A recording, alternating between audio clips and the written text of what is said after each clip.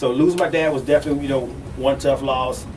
Prior to that, I lost my nephew. He was 14 years old, Welvin Simpkins. He was playing football in Columbia. I think it was, I want to say River Bluff, I think it was. He was at River Bluff practicing, got really overheated, came off the field. I think he passed out on the field. They got him to the training room. He passed out again. And I think they tried to revive him, but wasn't able to do so. But at that time, like I said, he was only 14 years old. I was still coaching. That was in 2016, actually on my baby sister's birthday. So, that has always been a challenging time, the month of August, having to, deal with that loss, man. And his birthday is like 11 days after the day he passed. So his birthday is on like the 21st, of August. So yeah, but those two losses, have been, what has allowed me to continue to grow and press. Of course, I had other losses, but, those two are definitely the ones that I really lean on to really, press through, and, I consider, my struggle moments. Welcome to another edition of Be Great Podcast, where we always speaking to phenomenal individuals who have a great story. And today, like none other, I have a great friend who's been doing some great things to help so many. And if you wouldn't mind, how you doing today, bro? I'm doing good, man. Thanks for having me, man. Good to see you, too. No doubt. If you wouldn't mind, take a few seconds to introduce yourself to let the people know who you are. Okay. My name is Welvin Simpkins. I'm a 2014 graduate of Liberty University, where I took up school counseling. Before then, prior to that, I was a 2001 Clemson University grad, 1996 grad of Strong Thurman High School. I currently am a school counselor here in the Rock Hill area. I'm also a CEO and founder of a nonprofit, Live to Grow, as well as a for-profit company, Love, Teach, Serve, and pretty much just looking for more opportunity to continue to speak life into young people, man. Wow, that's good. That's good, man. Well, we kind of met a couple months back, and you were speaking, and we both had an opportunity to speak to some young men during that time, and you actually shared your story and really impacted them during that time, man. So it was so great to hear what you have going on. But if you can, just kind of share a little bit about what led you to really want to even get involved into, I guess, this field where you're sharing and working with our young men? What led you into that space? Well, it actually started, man, when I was coaching. Okay. Going back to 2017, Coach Herron at the time, he was the head coach at South Point. I was a wide receiver coach, and he was looking to do something different with the program. He's like, man, I've been studying a lot of the colleges, and they have a piece where they have a life skill portion of their practice, and they allow somebody to come in and speak to the young men about things about life, things that can help them be better people off the field. And he was like, man, I couldn't think of nobody else other than you to run that part of the practice. So, when he presented to me, man, it was something that I wasn't sure if I wanted to do or not, but once I started thinking about it, I like, man, I can get used to this. And I prepared that summer, and by the time we got to the fall, I had a whole list of topics that I wanted to cover. And man, my passion for speaking life into young people, it shifted. You know what I mean? Before, it was about the X's and O's. But then he gave me that opportunity to speak life outside of the game of football. I began to see something that was way more different and was way more meaningful for me. So I began to really hone in on my skills as it relates to trying to speak life into young people, developing, a curriculum, what have you. And, man, the rest is history, man, because, again, I stepped away from football that same year and began working on my program. And like I said, here it is, 2024. I've got it in a good space where I'm starting to really get out and work with other people outside of the Rock Hill area, man. So it's been great. So if I had to say if it started somewhere, it was definitely my last year at South Point High School coaching was the moment in which it became a reality for me, and it's something that sparked for me. Wow, that's awesome to hear, man. Definitely, like you say, being already in the space where you was dealing with young guys and helping them, now you transition to find another way to serve with them. Let me ask you this, because it's something, even when I coached with the Demons years ago, something we used to always talk about is it's one thing to have a great player, but to create a productive citizen, meaning the whole person, that's really important. So some of the things that you have done through your program and things like that, what does that look like for you to I guess, to engage and to start instilling these other principles on and off the field? What does that look like? Well, it was unique for me because if you talk to any of the guys that I've coached, I always try to pull in things off the field as it relates to implemented during the game of football. Okay. Because, I've always felt that, when you're looking at an athlete, we oftentimes say student athlete. Well, it's student first, then the athlete. So I always have been a person that's tried to talk, positive things, making good decisions. When you're trying to communicate, you don't have to curse, find a different way to communicate with young people. Understanding how to, listen first before you choose to respond.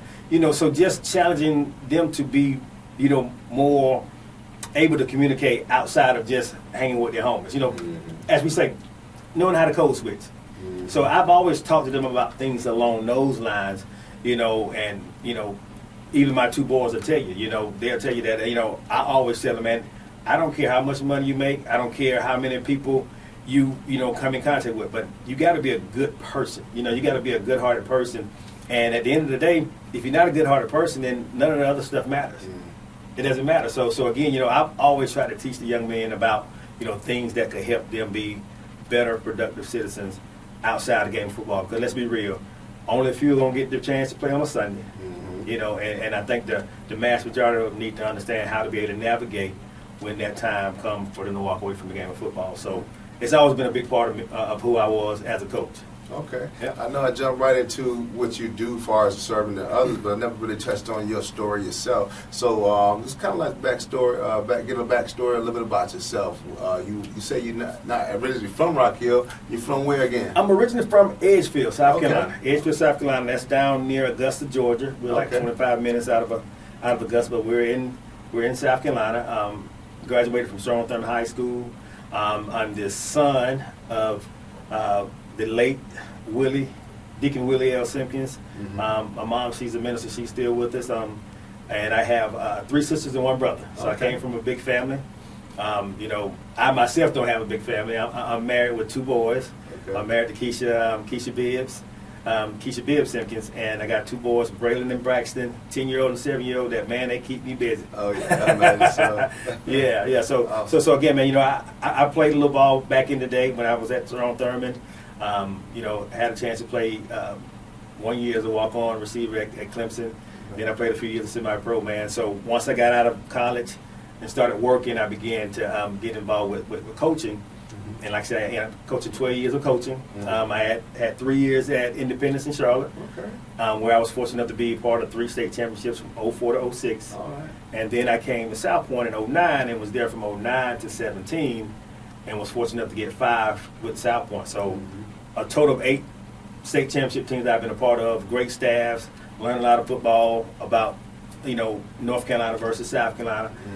It was a great run, man. So I truly enjoyed my time, as it relates to coaching, man. Wow, that's good to hear, man. Actually, my rival was Independent. I went to East Met. Okay, East Met. Okay, yes. So back in those days, though, y'all was as deep as y'all was when y'all got when the coach switched from West Charlotte, went over there to Independence. Y'all started putting it down. But y'all had a great run. It was a great run, man. It was a great run. Like I said, I had a chance to be around some great athletes there, man. I was there after Chris Leaks. So I wasn't there during Chris Leaks' time, but I came.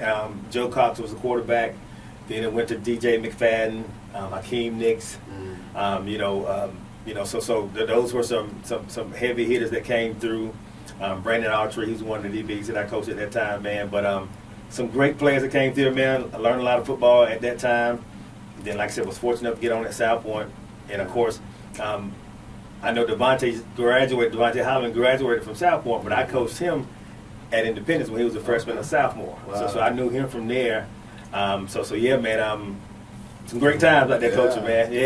That's awesome, man. To see how these young men develop and grow on and off the field is really good. I know you probably can stay in touch with some of these guys over the years and see their growth as well. But definitely, man. So I guess I want to really start talking about, because like I say, one of the great things I love what you say you did was transition, but it only catapulted. So even myself, I'm just going through a season where I'm in a space of learning, growing in my speaking and things like that. And so I know it's not something you probably would have seen yourself years ago doing what you do now, but you had to embrace the change. And so I want to share with others just on some of the pluses and also some of the challenges that you may have faced in this journey where you find yourself now in speaking and just into another lane. How is that working for you? Well, so far so good, man. You know, when you're trying to build something from the ground up, of course it comes with its own challenges. You know, I mean, of course, you know, I'm trying to navigate, you know, how I want the program and how I want it to look like.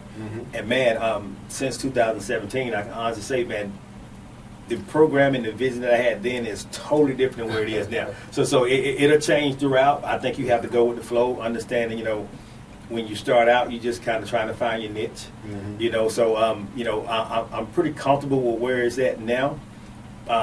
So it took a little while to get there, but I think I like the flow of it where it is now. But I mean, you know, definitely the challenge is, you know, trying to find the people who are doing something similar to what you want to do.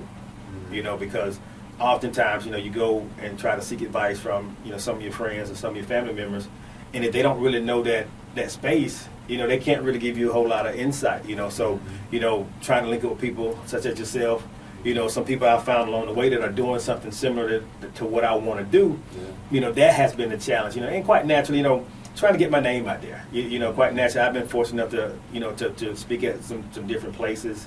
You know, I spoke at, you know, quite naturally South Point. I've been at Ridge Spring Minetta High School. I spoke at with DJJ. I've done some things with them. You know, so I've been out at Goose Creek. So I've been at some different spaces, what have you. You know, that have been giving me opportunities year after year, but just trying to maximize it to a point where I can do it, you know, as my day-to-day. You know, that's the ultimate goal, to be able to walk away from the school district at some point and be able to just do my love T-Serve as a for-profit side, but also have the non-profit piece where I have 3 initiatives that I try to work with and implement in the Rocky area, man. So it's been good. Like I said, it has its challenges, you know, because sometimes you do get down on yourself, like, man, you know, when it's gonna be my time, you know. But I keep, you know, I'm a believer. I believe in God, you know, and I understand that sometimes, you know, He has to prepare you. You know, He has to make sure that you're ready. You know, so at the end of the day, you know, I trust Him. I trust His guidance, and you know, I allow Him to kind of just allow things to work as He see fit for it to work. Because I may have wanted it 2 or 3 years ago, but guess what? Looking back on 2 or 3 years ago, I wasn't where I am now 2 or 3 years ago. So I realized that, you know, that may have been a great thing. Matter of fact, it was a great thing, because had He blessed me then, I wouldn't have been ready. You know, I don't know if I'm still ready now, but I'm a lot better now than I was 3 or 4 years ago. You know, so again, I just look forward to the opportunity for when it's time for me to go to the next level. You know, I'm just trusting the prayer that I'll be ready. Yes. Yeah. I think about the foundation. So many of us want to get rushed to the fruit of things, and I realize the roots have to be strong enough to handle that increase and that growth that we're wanting to expand ourselves to. And so, exactly. I was just listening to Joseph's story on the way here today, and I was listening to Bishop Jakes talking about that, and this those things he had to go through over years. If he would have got to his dream right away, he wouldn't have dropped it. You know, so many times we want to get in rooms our character has not developed into it. Exactly. Man, you spoke a word there. Yes. Yeah. So that's so important to make sure that we stay patient enough. Just enjoy the journey of life. That's it. And not miss the beauty of the moment we're in, and not try to say, okay, I'm ready for my spotlight. That's it. The spotlight ain't always what it looks like. It ain't always what it seems, man. Yes. And so with that, man, I know I want to dive a little bit more into your program, because, like I say, it is to help. Is it men primarily, or is it men and females? Primarily young men. Yeah, primarily young men. You know, I work with middle and high school. Okay.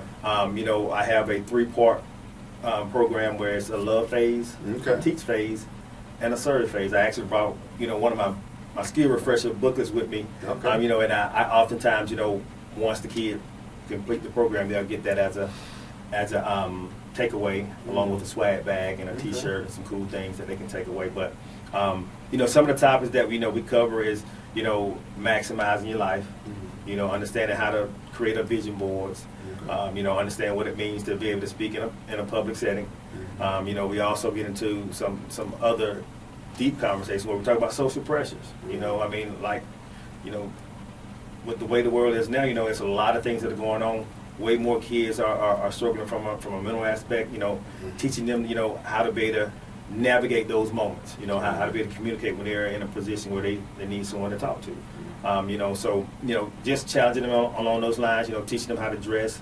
How to tie a necktie. Understand how to communicate, how to prepare. As it relates to your career development. So it's a course of 20 topics that I tend to hit, and it's set up as a workshop form. Each sessions can go from 45, 50 minutes, but it's interactive. It kind of serves as a I don't lose my root as a coach. You know what I mean? I get in there. I hang out with the guys. I crack jokes with them. We interact. It's kind of like what you and I doing. It's a conversation. Because a lot of times people don't realize that we can learn a lot from these kids too.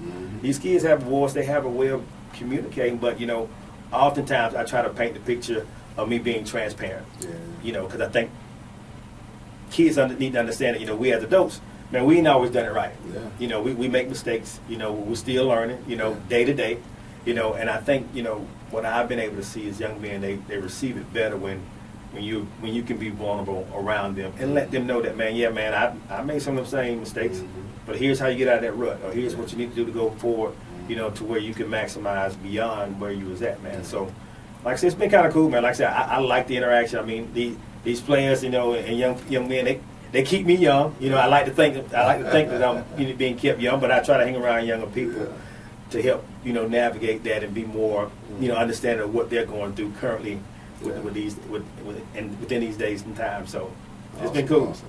Well, man, I know you hearing your testimony and some of your story that you shared when you were speaking. I kind of want to dive that way a little bit with you, because I know you say you use your story to kind of help illustrate your point. So you talk about some different trials you've gone through. You had some losses in life. You had some different barriers. If you wouldn't mind, I guess I wanted to kind of dive a little bit about some of those areas that kind of help you to relate to those who you're talking to. So I know one particular, I think you lost some people that was close to you, like your father. So kind of dive and just let me know. I know you think you had a pretty good relationship. Oh yeah. And he was like your hero. He was someone very instrumental in your life. Very much so. But let's just kind of dive a little bit in how you use that would say your misery become your ministry. I like that. I never heard that, but I like that, man. I tell you what, man. My dad was one of those old school dads. He didn't say a lot.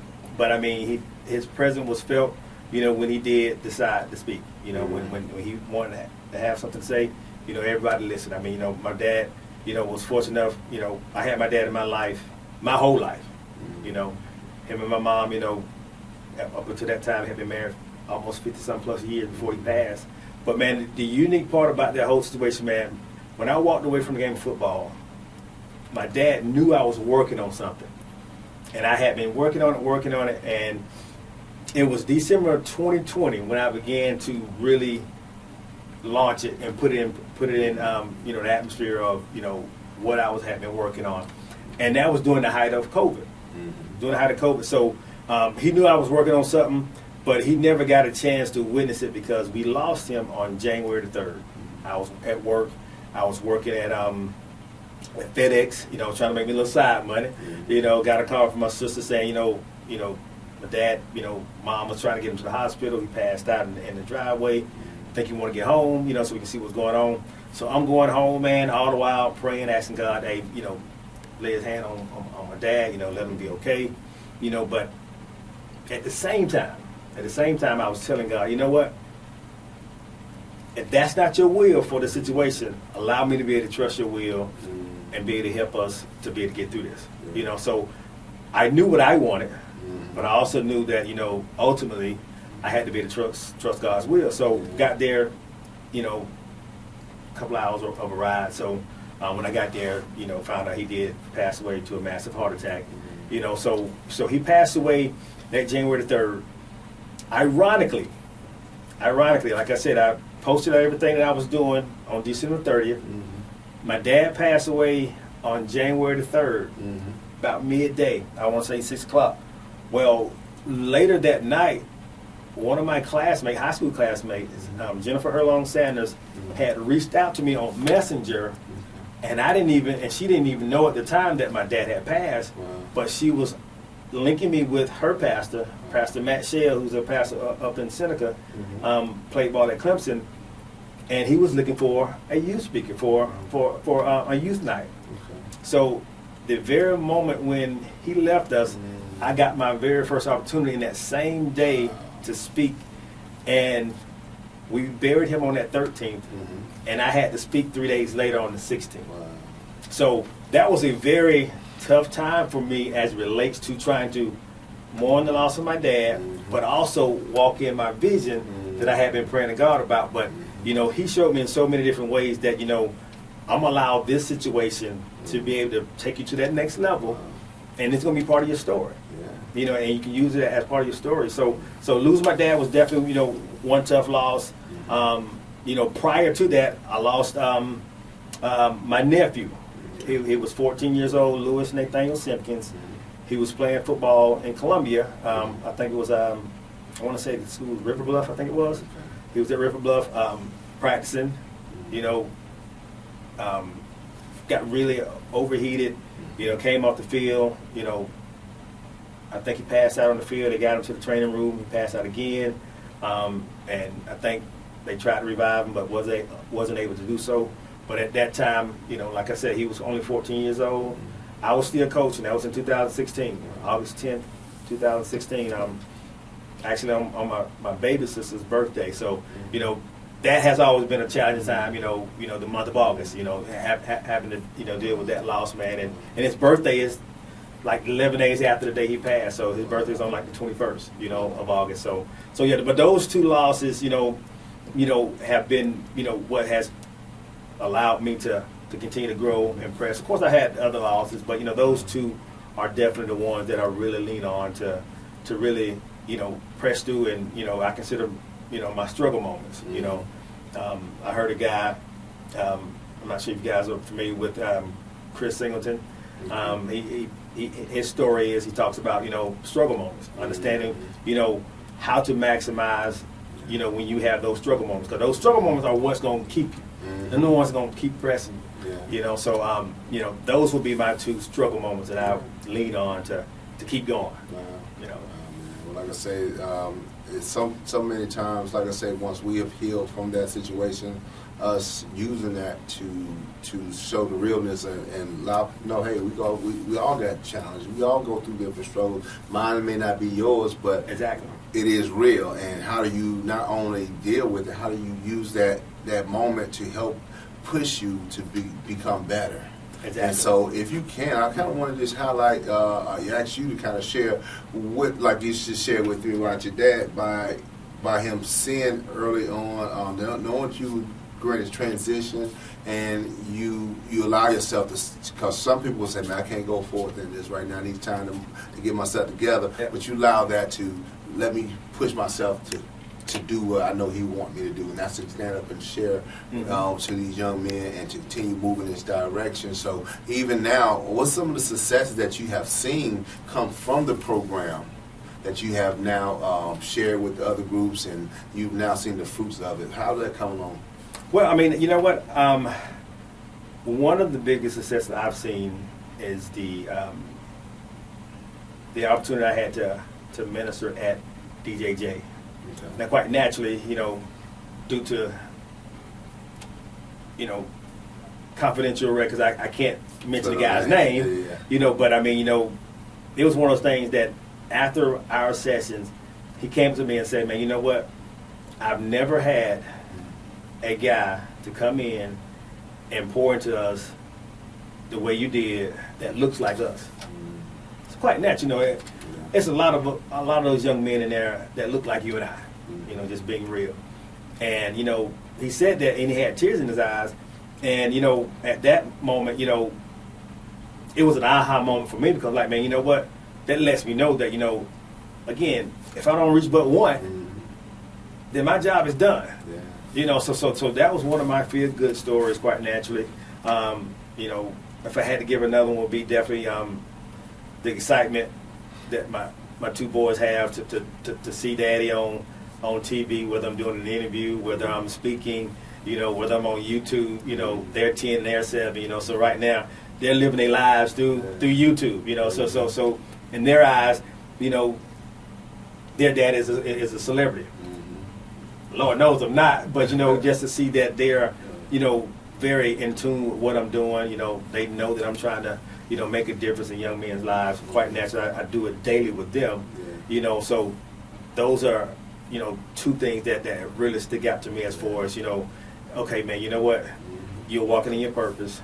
You know, your vision is starting to come to fruition. Just keep going. Just keep going, man. So yeah, if I had to name one, those would be my top two. Okay. Yeah. I mean, it's so funny because I used to coach with the Demons program years ago. My baby boy was there, and we had a really good time, man. We had a really good time. And one of the great things I love about that particular program, I know your boys, I don't know if they're starting with them or been playing a long time. Yeah. Was just some of the things we not only did with them during the season, even outside of the season, and did the tutoring, did a lot of other things that they went above and beyond to serve these young men. So you had a good group of coaches that really set the tone of what good men should do and kind of play a part in these kids' lives. Yep. So it was a great season in my life, and just how much they played. Even today, my boy, when he comes back, he's going to get his master's over here at Coastal. Okay. Come back and still go see Coach Perry. You know, That's what's still up, man. go check him Yeah. out. You know, Coach Pat and all the guys. So this is good to see guys like yourself who want to not only just help them over one season, but stay productive with them throughout. You know, so Exactly. I know some of you guys who you may have coached probably still come around and see you out and about. Yep. And still stay in touch with you, and so that's big to have those relationships, man. Man, you know what? I have a group of guys that you know, anytime they're in town, they try to connect with more, or I try to connect with them, man. You know, that I had the pleasure of coaching. You know, quite a few of them, you know, they are fortunate enough to be playing on Sunday.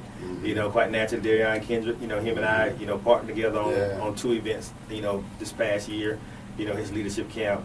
And, you know, he helped me with my back to school drive to get fresh to go back, you know, through my nonprofit. Elaborate on those programs right quick. Okay, so my Live to Grow, that's the nonprofit, you know, that's kind of the parent company. You know, it's a two-part entity. Live to Grow is the nonprofit, the parent company. My Love to Serve program is a part of that, you know, but Live to Grow, we have like 3 initiatives that we try to implement, you know. Our pillars are Inspire, Growth, and Empower.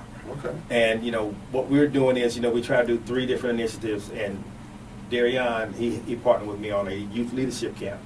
Now, I partnered with Clinton College last year on a similar camp, but this year we partnered with DK. So it was a 2-day camp. You know, the first day we focused in on mental health, you know, speaking life for the young people. We had speakers to come out and, you know, just to pour to them and help them understand that this is the piece that we want to make sure you guys understand is very, very important. You know, we had DK and I had a sit-down one-on-one interview, which I thought it was a great way for DK to show a different side. You know, a lot of people see DK the football player. I'm like, I said, DK, man, I think, you know, for it being your first one in your hometown, I think it would be great for them to see DK the person. So he was on board, man. We sat down, we had an interview right there in front of the kids, you know, right there in the gym or what have you. And you know, we just talked about different things. You know, just talked about life. You know, we had a few questions about football, but the main question were about life and how he's navigating, you know, what it's like to be an NFL player. So that was the first day. The second day is where we went out on the field and we did, you know, drills and things of that nature, 7-on-7, and, you know, gave away trophies and, you know, medals and things of that nature. You know, so they was able to come and be fed on both days. You know, they had Chick-fil-A provided the food on Friday. Saturday, you know, a lot of DK family, you know, cooked out and cooked the food on the grill. So, you know, it was a great event. Like I said, we had almost 150 campers that came out. And it was our first year, man. Yeah. Our first year partnering together, so we're already planning for next year. Yeah, that's awesome. You know, so that was the first event in June. And then we did the and that's one of the initiatives, you know, a youth leadership camp. The second initiative is what we call the Get Fresh to Go Back movement. And that's where we go and just try to find ways in which we can help kids get ready for back to school. Okay. A lot of people do a lot of back to school drives where they're giving away book bags and paper, pencils, supplies. Well, our initiative is a little different. You know, we want them to feel good about themselves. So what we try to do is we give away free socks and shoes. You know, we give away toiletry bags, and we also give away some coupons for free haircuts. Okay. So this past year, we was able to give away 100 pair of shoes and socks. Right. We gave away 300 toiletry bags, Okay. and we partnered with Good Hair Barber Lounge, where we gave away 100 free haircuts. So they get a coupon, they can go in there and get a free haircut, you know, from Live to Grow. So we've been doing that. This was our third year doing that. So we've done that for 3 years, and over the 3 years, I think we've given away roughly 500 pair of shoes. We've given away right around 1,500 toiletry bags, Right. and we've given away right around 250 free haircuts. Right. So that's been a good, you know, initiative for us, you know, just doing something different, you know, giving back to the community, but doing something different. And the third thing that we do is we do a Christmas giveaway. You know, we partner with Bloom Realty, Shannon Cook, you know, who's a realtor in the area. We've partnered with her the last few years or what have you. Well, we just get with the school district. I talk to the counselors. Hey, can you give me some families who may be in the need of some financial assistance for us Christmas? Okay. And we give away gift cards. Now, last year we was able to give away 5 gift cards, one family per middle school. Okay. I think it was like a $250 gift card that we were able to give away to each family. So those are the 3 initiatives that we have in place through the nonprofit side, Live to Grow. We're working on trying to add a 4th one, which would be a gala of some sort. We want to do a jazz gala where we can try to raise more money and give away scholarships, you know, for the kids in the community. So that's what we're working on. But right now we currently got three initiatives on the book, Yeah. but we're trying to work to get that 4th one going at some point in the near future, man. Okay, man, Yeah. that's great, man. That's great to hear.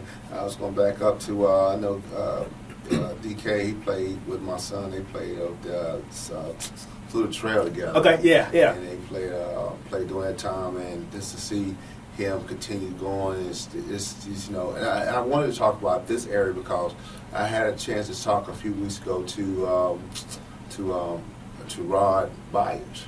Okay, yeah. And we talked about the mental health that so many athletes go through. Yeah.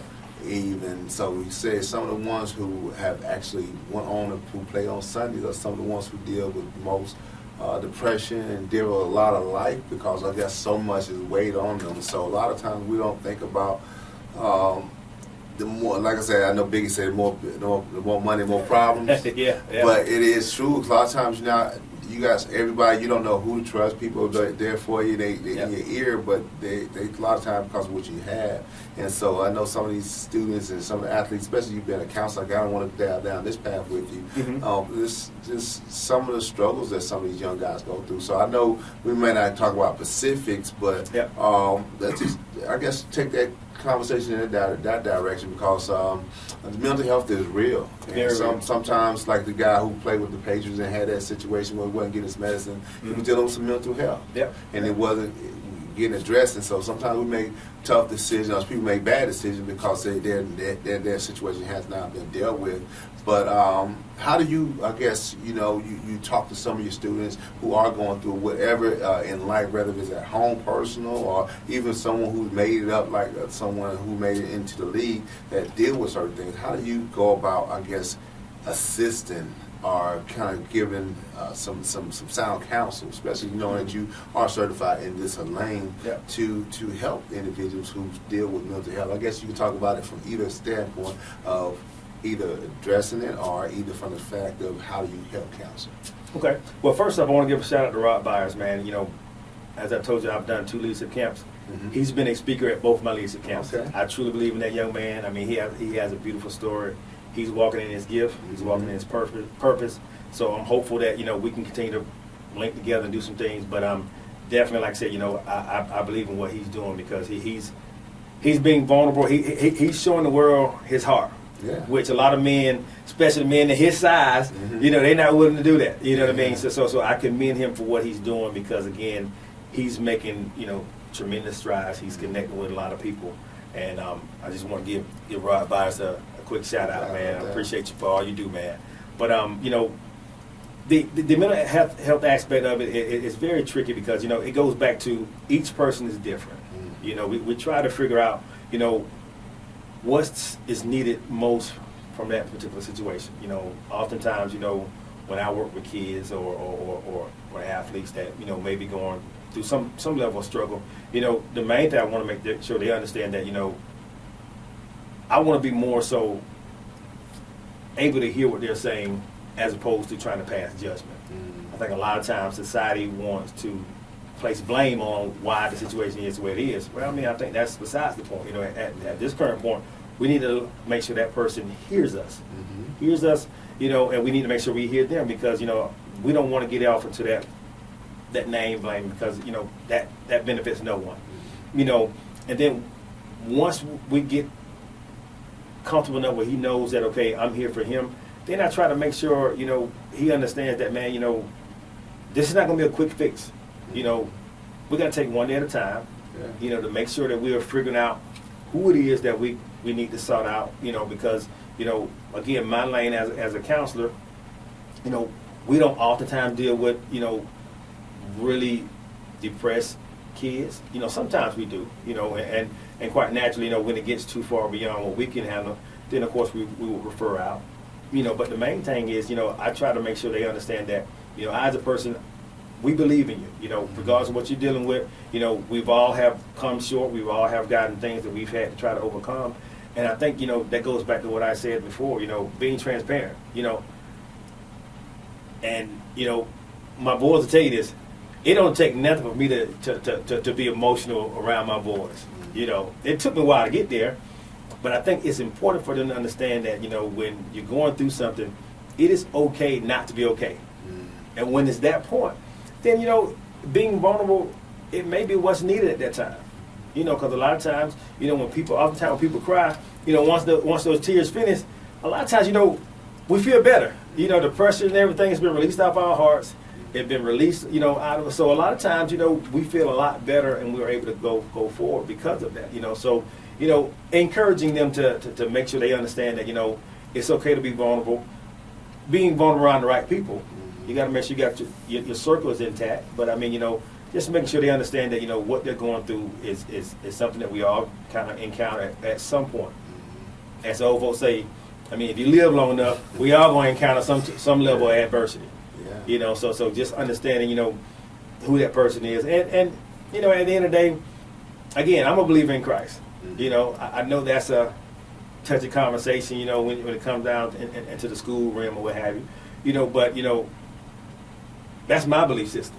You know, I don't try to influence no one about my belief system, but, you know, I don't try to hide it either.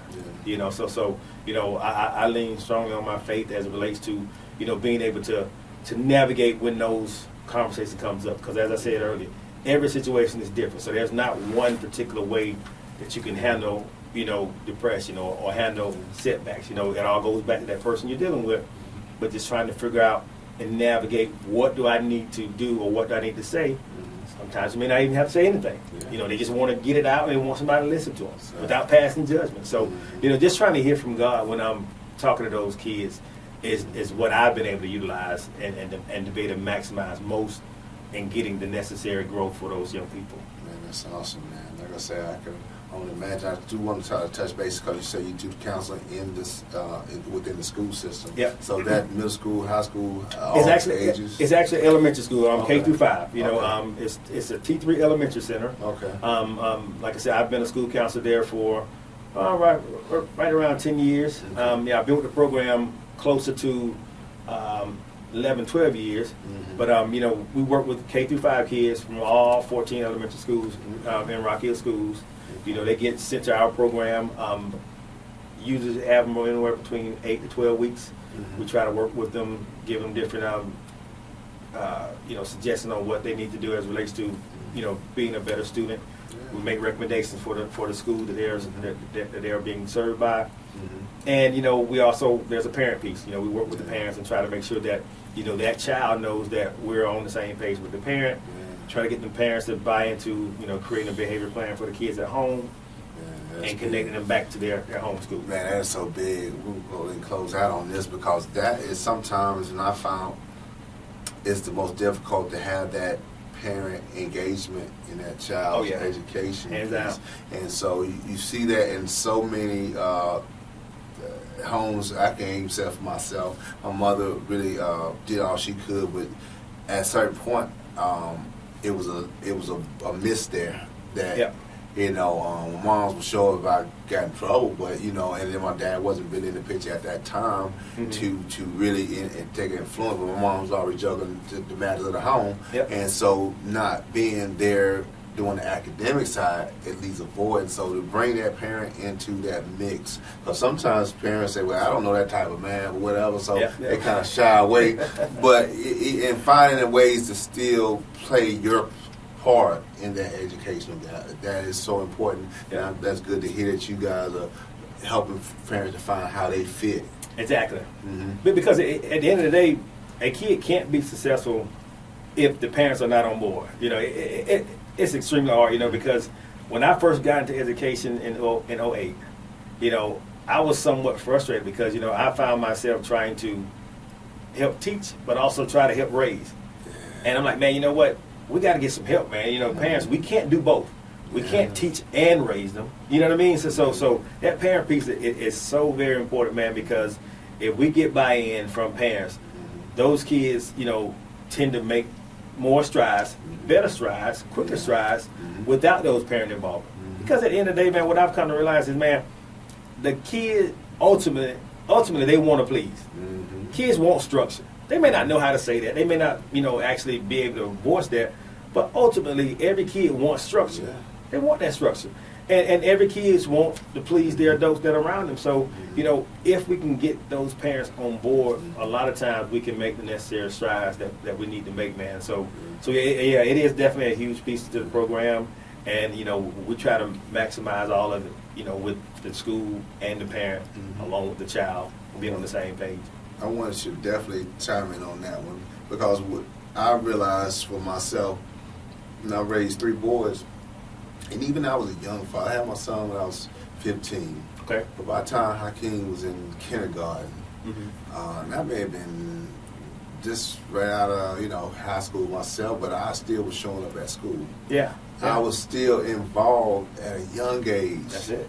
And that made the difference, I think, in so many of our kids by you just showing up. Not only when they get in trouble. Exactly. But I was a part of the Donut for Dads, and I was on the PTOs. I was involved in those different things. I was just not only showing up for football, but showing up in the classroom. And so I think you may not have to be the one with all the answers, knowing how to do a lot, but just showing up, doing them pop-ups. I was good at doing a pop-up every once. And that makes a major difference. Now, once you get in high school to middle school, they don't want to see you in school like that, but I still was showing up sometimes. But they're like, here you come again. But they appreciate it, especially in the elementary ages. Oh, yeah, definitely. But that makes a big difference in the child's coming up. So I just want to share that was something that I took. But I didn't know that until somebody else exposed me to that. When Pastor Crump years ago started sharing with me about, I'm like, let me start doing some of these things. It shouldn't be, my wife should not be the one showing up at school. Always showing up there. Let me make sure my presence is known. And so these little things that I kind of gravitated, was exposed to, and those things that even to now I say, man, it's important for us as parents and to play our part in our kids' education by doing those things. Exactly. I don't know if you've seen any of those videos on social media where it shows, you know, the difference it makes for when a parent shows up. You know, a kid's looking out into the stands, or they're looking out into the auditorium, searching for their parents, and as soon as their eyes hit their parents, how their whole body language changed, how the energy changed in them, you know, and that's what it is. That's what it's like, you know, understanding, you know, it is very important for us as parents to show up, man. You know, we don't think that it's a big deal, but man, it's a big deal. You know, kids, like I said earlier, they ultimately wants to please and they want structure, but man, when you show up, that makes a world of difference to them, man. It makes a world of difference. Man, you hit on some good stuff. But, man, I want you to close this out by just giving us something inspirational, something that you may even tell yourself when life is lifing, but something that you can leave the people with that can encourage them, inspire them to be great. Well, I'll tell you what, this is the one, well, I live by two quotes. You know, one by Frederick Douglass, you know, it says, it is better to repair broken men it is better to help young men as opposed to trying to repair them. You know, so you know, if we can get in front of it and teach them certain things on the front end, that'll maximize who they can be. And the last one is from Chadwick Boseman. I live by this, because I truly feel this way. And I said, and he said that at the end of my life, when it's time for me to stand before God, I want to be able to look him in his face and be able to say, I used everything you gave me. And that's how I feel about Love T Serve.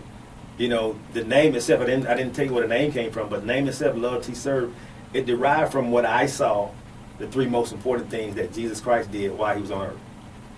He showed love, he was a great teacher, and he served.